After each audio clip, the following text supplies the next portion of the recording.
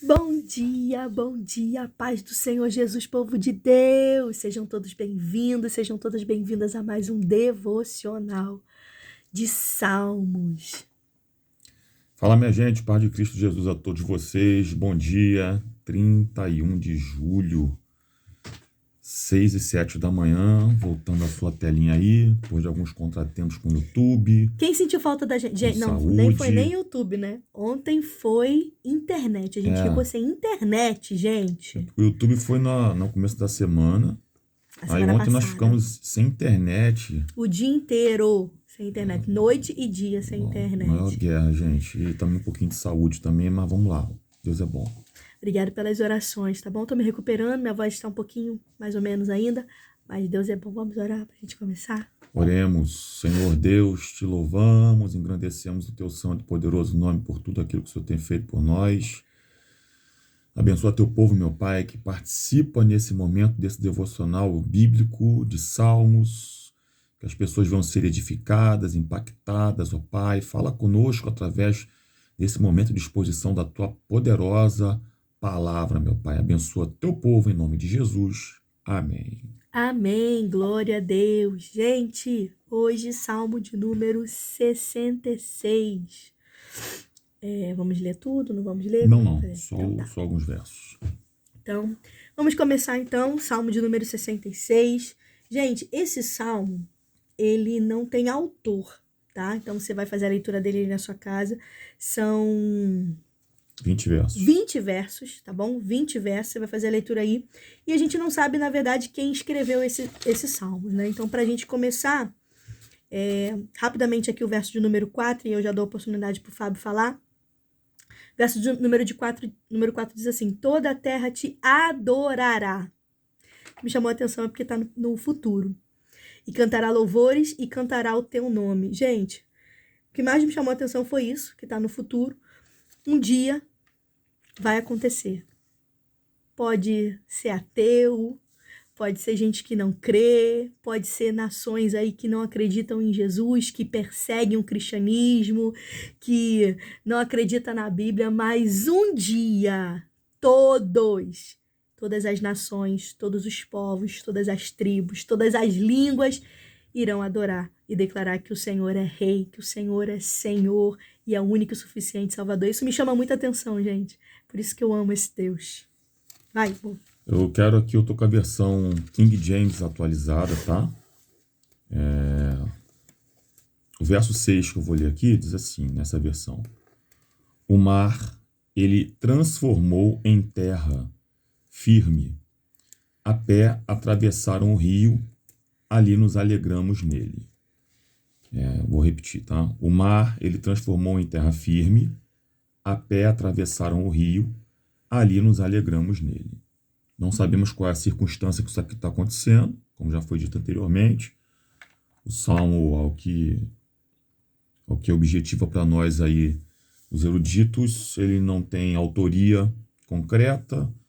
Aqui diz que pode ser um livramento que Deus tinha dado para ajudar contra os assírios, mas também é uma possibilidade, tá? Não vou trabalhar em absolutamente nada disso, vamos trabalhar dentro do texto, tá bom? O que está dizendo aqui: o mar, ele transformou em terra firme, e a pé atravessaram o rio, ali nos alegramos nele. Gente, o que ele está dizendo aqui é o seguinte, ó, que Deus cria caminhos do nada. Aleluia. Tá? O mar, gente, fazer terra firme no meio do mar, eu acho que... e fazer o povo atravessar, a pé atravessar o rio. Então o povo não atravessou nadando, atravessou a pé, né? O mar, ele transformou em terra firme, a pé atravessaram o rio. Então tem mar e rio aqui, ok? Então tem água salgada, tem uma água doce também. Pode ser que o mar esteja revolto, a água doce pode ser que seja calmaria. A questão aqui não importa. O que importa é que Deus cria caminhos do nada. Agora, ele está dizendo aqui o seguinte aqui, ó: ali nos alegramos nele. Tá? Não é depois essa alegria da passagem, né? Não é depois que passaram que eles se alegraram nele. Está dizendo aqui no texto, aqui na King James atualizada, ali. Isso significa para nós aqui nesse momento de devocional que mediante a travessia que Deus cria do nada, precisa haver celebração de quem passa. Aleluia. Tá? Vou repetir essa frase aqui. Mediante a travessia que Deus cria do nada, precisa haver celebração de quem passa. Ou seja, não espera passar o que está passando hoje para poder celebrar, não. Celebre agora no meio da passagem. Ou seja, alegria antecipada pela celebração da vitória. Deus, que coisa linda. Gente, eu escolhi o mesmo verso que ele, a gente faz separado, não adianta, mas acaba acontecendo de ser, às vezes, a mesma coisa. Então, assim, ele já falou praticamente tudo. No meu caso aqui, eu lembrei, quando falou aqui, eu vou ler novamente na minha versão, diz assim, converteu o mar em terra seca, e passaram o rio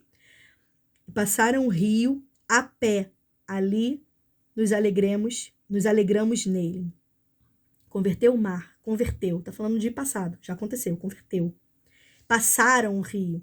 Então me fez lembrar do povo de Israel, que eles atravessaram o Mar Vermelho, pés enxutos, e também o Jordão, quando eles adentraram a terra prometida, quando eles adentraram a Canaã, eles também passaram ali o Jordão, um rio, tá? Então o que tá falando aqui? Que Deus fez coisas extraordinárias para o seu povo. Libertou eles da escravidão, fez eles atravessarem um mar em pés enxutos e também um rio para alcançar a terra prometida. E eu aprendo aqui, ele já falou, né?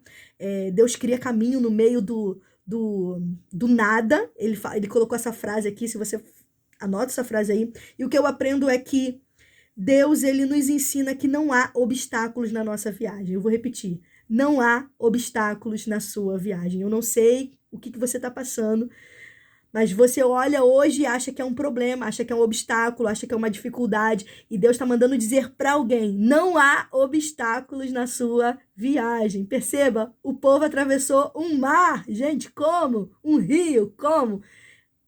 Em pés enxutos. Então não há obstáculos.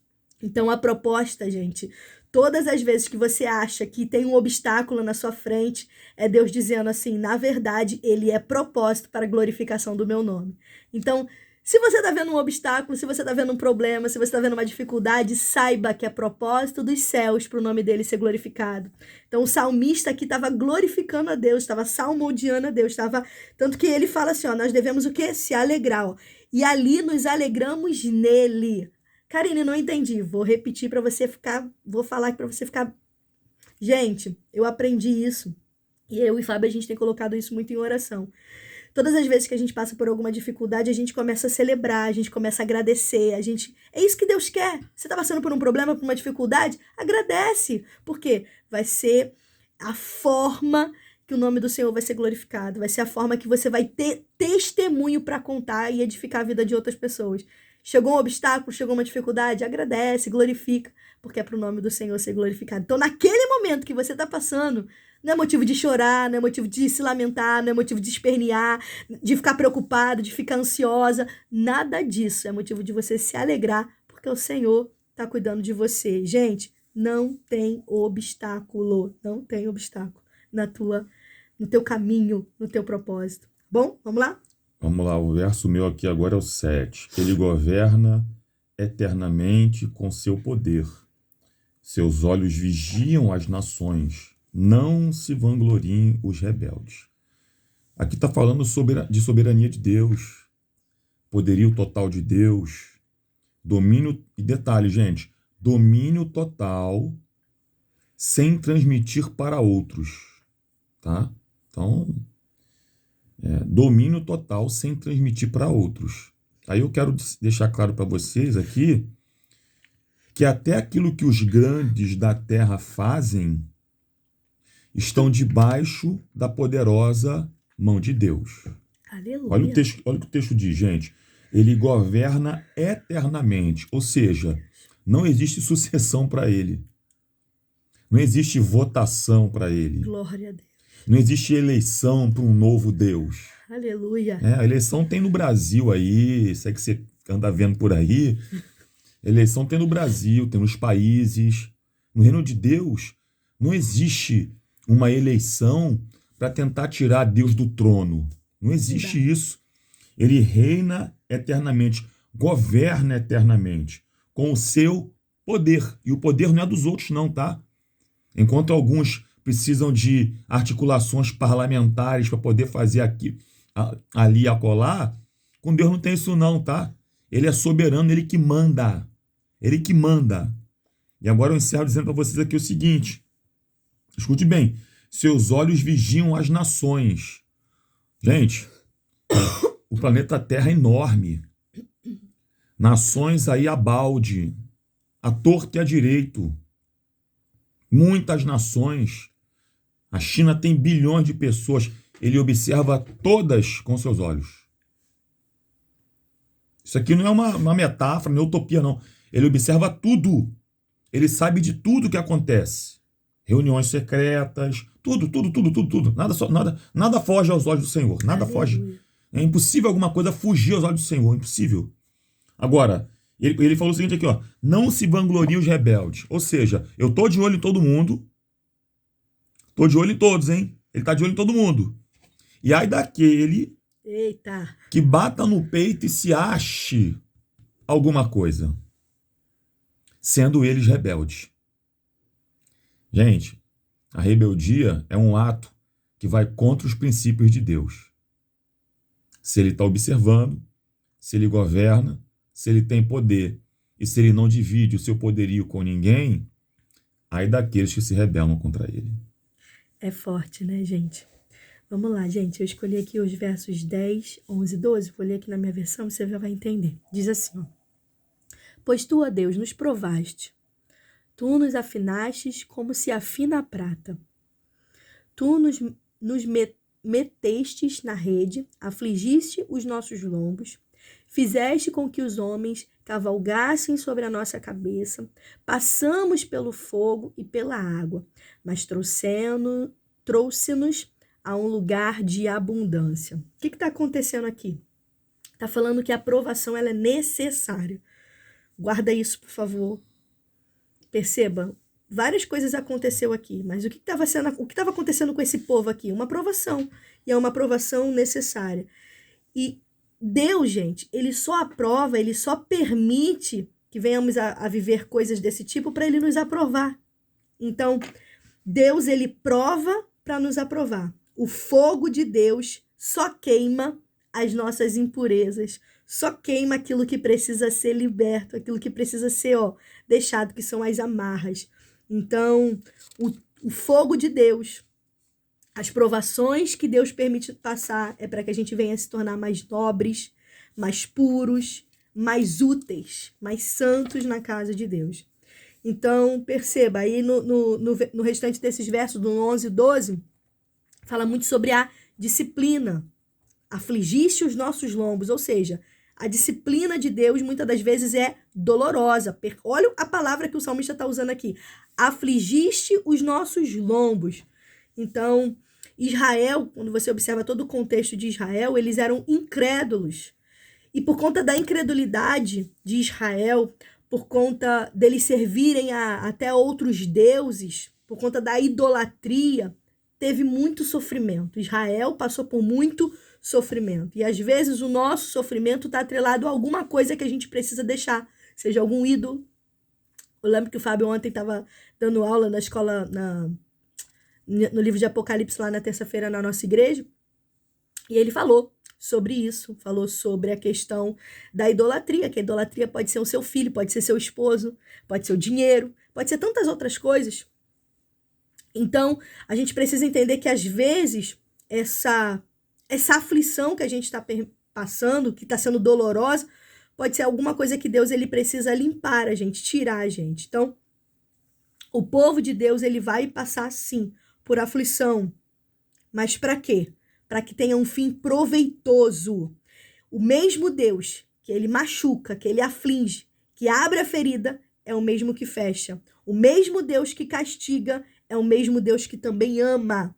O mesmo Deus que tem a vara da disciplina na mão, como está falando o salmista aqui, tu está afligindo os nossos lombos. Mas é o mesmo Deus que também abraça, que também perdoa. Então, a disciplina de Deus traz sempre restauração para a nossa vida. Então, não reclame se você está sendo disciplinado. Não reclame se você está passando por alguma coisa Então, entendam, o povo de Israel, ele foi oprimido, mas agora, quando você observa o contexto, ele foi trazido agora para um lugar espaçoso, para um lugar de bonança, para um lugar de paz, um lugar agradável, isento de tristeza, um lugar seguro, desprovido de perigos e angústias. Karine, o que você quer dizer com isso? É que Deus está preparando esse lugar para mim e para você. Você crê? Então não reclame da disciplina de Deus. Saiba que toda disciplina, no final, tem uma recompensa, que é estar na presença dele, num lugar espaçoso, num lugar seguro, num lugar onde a paz dele habita. Não tem nada melhor do que estar nesse lugar, tá bom? Eu coloquei até aqui uma frase, se você quiser anotar, e eu já passo a minha oportunidade por Fábio. A profundidade das aflições é proporcional à altura da sua alegria.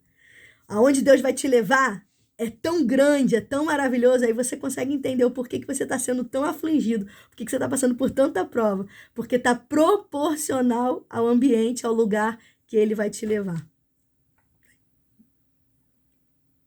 Verso 18 e 19. Travou aí? Não, tu parou em qual aí? Eu parei no 12. Tá.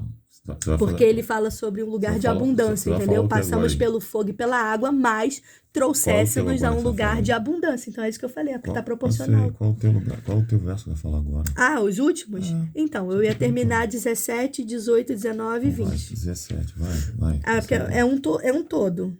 Eu fiz um apanhado. Então tá, então vou. Então, gente, vamos lá. Pra gente fechar, 17 na minha versão diz assim, ó. Eu quero tossir. Lê pra mim, na tua versão, 17, 18 e 19. Assim. Invoquei-o com minha boca e por minha língua foi enaltecido. Se eu no coração tivesse visado a maldade, o Senhor não me teria escutado. Contudo, Deus me ouviu e prestou atenção à voz da minha súplica. Na minha versão tá assim, ó. A ele clamei com a minha boca e ele foi exaltado pela minha língua. Se eu atender à iniquidade do meu coração, o Senhor não me ouvirá. Isso me chamou muita atenção, gente. O salmista tá falando com Deus, tá orando, e aí tá falando que através da sua oração ele tá exaltando o Senhor, no verso 17. Aí no verso 18 ele fala, mas se eu atender o meu coração, a minha vontade, os meus desejos, ou seja, a iniquidade, o pecado que tá em mim, o Senhor não me ouvirá. Aí no 19, mas na tua verdade, Deus me ouviu e atendeu a voz da minha oração. Bendito seja Deus, que não rejeitou a minha oração, nem desviou de mim a sua misericórdia. Perceba, ele só foi atendido porque ele deixou o pecado de lado. Então, Deus, ele responde às orações. O salmista está mostrando aqui que é um homem de oração. Precisamos ser, primeiramente, homens e mulheres de oração. No entanto, a gente precisa entender que o nosso pecado ele atrapalha Deus de responder às nossas orações, porque ouvir ele até vai. Então, a gente precisa entender que se no secreto do nosso ser, do nosso coração, tem pecado, Deus ele vai tapar os ouvidos e não vai atender às nossas orações. Agora, se você quer que as suas orações sejam ouvidas, sejam atendidas, sejam respondidas, você vai precisar, nesse momento, fazer toda uma retrospectiva aí, trazer a consciência, trazer a sua memória, se tem alguma coisa que está impedindo a sua comunicação com Deus. Então, quando a gente reconhece que há um pecado no nosso coração, a gente precisa, na hora, julgar, trazer a consciência, confessar a Deus, falar o que a gente fez, qual foi o ato, eu desrespeitei alguém, eu falei algo, eu pensei algo que não deveria, eu falei mal de um meu inimigo, você precisa fazer, Deus não se agrada dessas coisas, abandonar imediatamente, a Bíblia fala que aquele que confessa e deixa, alcança a misericórdia, então você precisa abandonar ele, falar com o Senhor na mesma hora, e aí sim, quando você romper com esse pecado, você vai ter plena comunhão com Deus. E Deus, ele vai ouvir a tua oração. Então, Deus, ele não rejeita uma oração na qual tem um coração quebrantado, contrito, verdadeiro, fiel, reto diante do Senhor. Ele não rejeitou aqui a oração do salmista. Vai. Vamos lá, gente. Verso 18, 19, na minha versão diz assim. Repetindo, né? Se eu no coração tivesse visado a maldade, o Senhor não me teria escutado. 19. Contudo, Deus me ouviu e prestou atenção à voz da minha súplica. Gente, é claro que aqui o salmista não deveria estar, não sei, né? Aliás, a população do tempo do salmista, obviamente, não é igual ao tempo de hoje, né? Pode ter certeza que hoje tem muito mais gente. Repito o que eu falei no começo aí do devocional. Bilhões de pessoas existem na Terra. Só que aqui, percebam, numa aplicação para nós, né? Dentre bilhões de pessoas, Deus presta atenção a uma voz. Dentre bilhões de pessoas, Deus presta atenção a uma voz. E um detalhe, gente, ele não precisa calar outras vozes para ouvir a tua. Não precisa. Ele pode ouvir somente a tua voz em meio a bilhões de vozes. Entendeu isso? Então, assim, por mais que tenham várias pessoas, bilhões de pessoas clamando, pedindo socorro, ele pode ouvir a tua, como também pode ouvir a dos outros. Eu quero que você entenda aqui nesse momento, é que você precisa descansar mais em Deus. Precisa descansar mais em Deus. E outra, olha o verso 18. Se eu no coração tivesse visado a maldade, o Senhor não me teria escutado. No 19 ele diz que Deus escutou ele. Contudo, Deus me ouviu e prestou atenção à voz da minha súplica. Ou seja, a resposta do 19 está ligada à intenção do 18. A oração respondida tem a ver com a intenção do coração. Aleluia. Então, gente, existem orações que não são respondidas porque a intenção do coração da pessoa não está concernente e alinhada com a intenção que Deus quer para essa pessoa. Entenda isso. Então, eu não sei o que está acontecendo com a sua oração, mas é necessário que hoje você alinhe a tua oração com a vontade de Deus. Glória a Deus. Qual é a intenção do seu coração mediante a petição que você faz? Entendeu isso? Então, ore, mas ore com o coração limpo, com a intenção de que haja glorificação do nome do Senhor no final da tua oração. Deus abençoe. Aleluia. Vamos orar para a gente finalizar. Oremos.